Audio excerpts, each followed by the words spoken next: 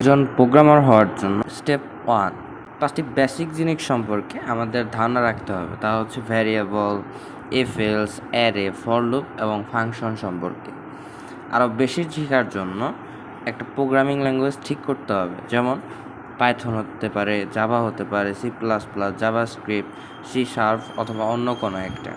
Step 2 programme চলার সময় বিভিন্ন তথ্য বা ডাটা কীভাবে রাখতে হবে সেটা বোঝার জন্য কয়েকটা ডাটা স্ট্রাকচার শিখতে হবে।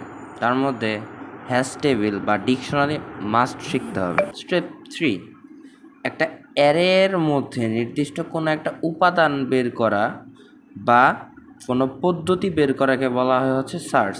মিনিমাম লিনার সার্চ এবং বাইনারি সার্চের কোড নিজ হাতে লিখে প্র্যাকটিস করতে হবে। স্টেপ 4 কোনো একটা সফটওয়্যার অ্যাপ্লিকেশনের ডাটা দীর্ঘমেয়াদে সংরক্ষণ করার জন্য ডেটাবেস ব্যবহার করা হয়। ডেটাবেসগুলোর মধ্যে আছে মাইক্রোসফট এসকিউএল, মাইএসকিউএল অত্যন্ত জনপ্রিয়। এই দুটার মধ্যে যে কোনো একটি শিখতে হবে। একটিতে শিখতে হবে হচ্ছে কীভাবে ডেটা সংরক্ষণ করতে হয়, বের করে আনতে হয়, কীভাবে ডেটা সংরক্ষণ করতে হয়। আরও একটু বেশি জানতে হলে কোনো একটা স্কুলের বিভিন্ন ক্লাসের স্টুডেন্টদের নাম, সাবজেক্ট, পরীক্ষার নাম্বার সহ যাবতীয় তথ্য সংরক্ষণের জন্য ডেটাবেসে কী কী টেবিল লাগবে সেটা শিখতে হবে।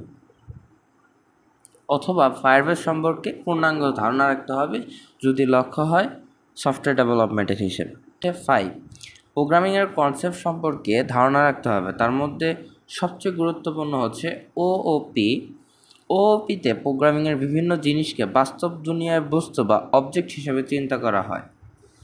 স্টেপ 6 আপনাকে নিজে নিজে প্রোগ্রামিং করতে হবে। দরকার হলে গুগলে সার্চ দিয়ে কোনো একটা ওয়েবসাইট থেকে দেখে দেখে টাইপ করতে হবে, কিন্তু নিজে নিজে প্রোগ্রামিং করতে হবে। ছোট ছোট প্রোগ্রাম দিয়ে শুরু করতে হবে, যেমন আয়তক্ষেত্রের দৈর্ঘ্য প্রস্থ দিলে সেটার ক্ষেত্রফল বের করে দিতে পারে এমন প্রোগ্রাম। স্টেপ 7 সব প্রোগ্রামিং ল্যাঙ্গুয়েজে কিছু জনপ্রিয় প্যাকেজ বা লাইব্রেরি বা ফ্রেমওয়ার্ক থাকে, যেমন জাভাস্ক্রিপ্টের ফ্রেমওয়ার্ক হচ্ছে নোড.js,